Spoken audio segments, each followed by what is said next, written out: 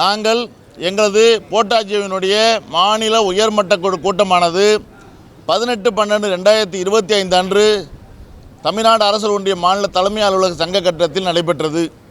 இந்த கூட்டத்தில் நாங்கள் 2 கட்ட போராட்ட நடவடிக்கையை திட்டமிட்டிருந்தோம்.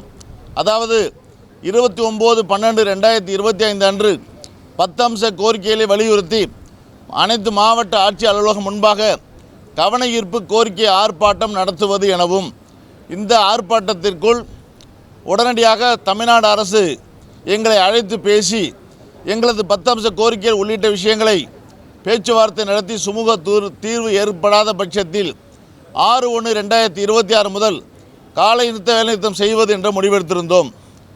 அதன் அடிப்படையில் 29/12/2025 முன்பாக 22/12/2025 அன்று மாண்புமிகு 3 அமைச்சர்கள் கொண்ட குழுவானது எங்களை அழைத்து பேசினார்கள். அதிலும் கூட சுமூக முடிவு எட்டாத காரணத்தின் காரணமாக 29/12/2025 அன்று அனைத்து மாவட்ட ஆட்சியர் அலுவலகம் முன்பாக நாங்கள் கவன ஈர்ப்பு கோரிக்கை ஆர்ப்பாட்டத்தை மிக சிறப்பாக எழுச்சியுடன் நடத்தினோம். அதன் அடிப்படையில் மாண்புமிகு தமிழ்நாடு முதலமைச்சர் அவருடைய உத்தரவின் பேரில் இன்று அவர் திருச்சி சென்றிருக்கின்ற காரணத்தினால் அவர்கள் சார்பாக 2 அமைச்சர்கள் கொண்ட குழு எங்களை அழைத்து பேசினார்கள். இந்த குழுவில் 3 அமைச்சர்கள் இடம்பெற்றிருந்தார்கள். மாண்புமிகு பள்ளிக்கல்வித்துறை அமைச்சர் அவர்கள் திருச்சிக்கு மாண்புமிகு முதலமைச்சர் சென்றுவிட்ட காரணத்தினால் கலந்து கொள்ள முடியாவிட்டாலும் மாண்புமிகு பொதுப்பணி, நெடுஞ்சாலை மற்றும் சிறு துறைமுகத்துறை அமைச்சரும் மாண்புமிகு நிதி மற்றும் பருவ காலநிலை மாற்றத்துறை அமைச்சர் இருவரும் எங்களை அழைத்து முறையாக பேச்சுவார்த்தை நடத்தினார்கள். நாங்கள் ஏற்கனவே 10 அம்ச கோரிக்கைகளை அரசுக்கு தெரிவித்திருந்தோம். அதோடு மட்டுமின்றி 2 கட்ட போராட்ட நடவடிக்கைகளும் தெரிவித்திருந்தோம்.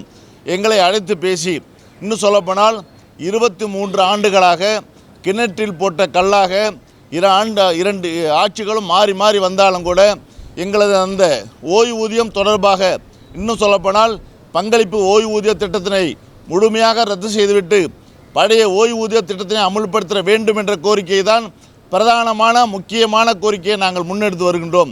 அதன் அடிப்படையில் இன்றைய பேச்சுவார்த்தையிலும் பிரதானமான கோரிக்கையாக அந்த கோரிக்கையை தான் நாங்கள் முன்வைத்திருக்கின்றோம்.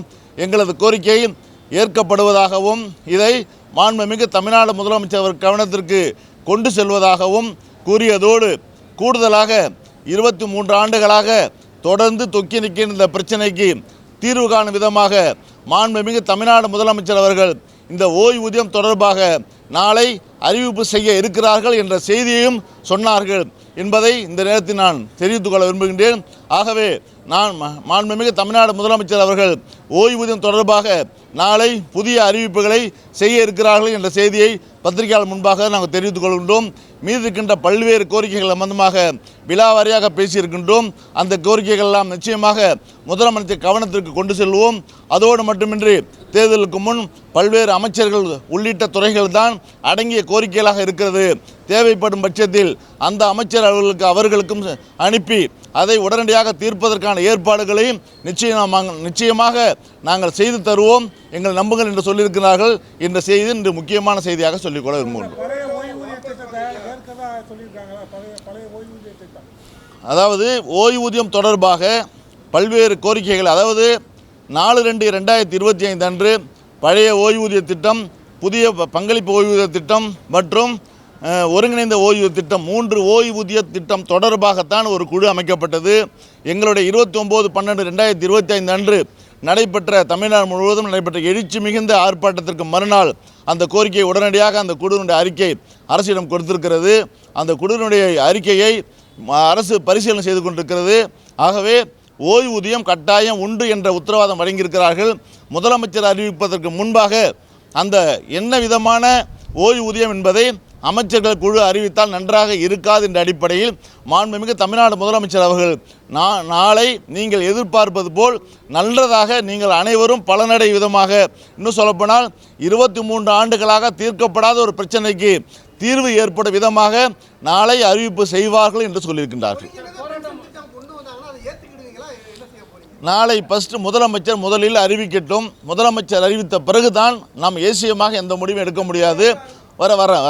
முதலமைச்சர் அறிவித்த பிறகுதான் நாங்கள் இந்த ஓய்வு திட்டம் எப்படியெல்லாம் எங்களுக்கு பயன்படும் என்ற விஷயத்து சம்பந்தமாக நாங்கள் கூட்டம் போட்டிருக்கின்றோம். அந்த கூட்டத்தில் முடிவெடுத்து அறிவிப்போம்.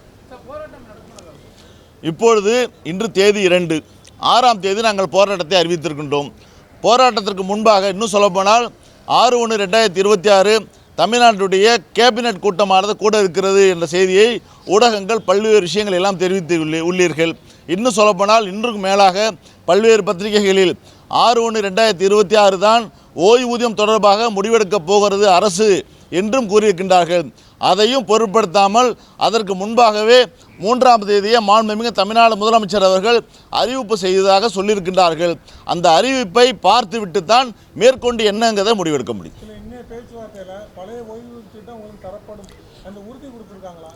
ஓய்வூதிய திட்டம் தொடர்பாக மாண்புமிகு தமிழ்நாடு முதலமைச்சர் அவர்கள் நல்ல முடிவை அறிவிப்பார்கள் என்று சொல்லியிருக்கின்றார்கள்.